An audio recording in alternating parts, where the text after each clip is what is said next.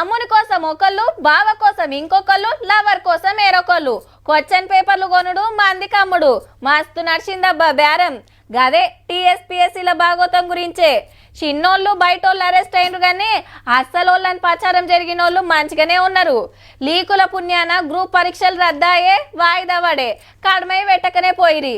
గా కోపంతో ఆ గవర్నమెంట్ ను వడగొట్టినాం అని నిరుద్యోగులు చెప్పే మాట.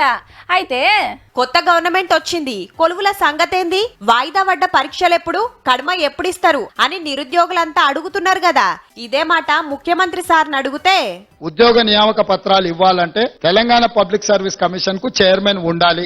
చైర్మన్ లేకుండా ఈ ప్రక్రియ ఏది జరగదు. గదన్నట్టు టీఎస్పీఎస్సీ చైర్మన్ కొందరు మెంబర్లు రాజీనామా చేస్తే గవర్నర్ మేడం కాడ పెండింగ్ ఉంది ఫైలు.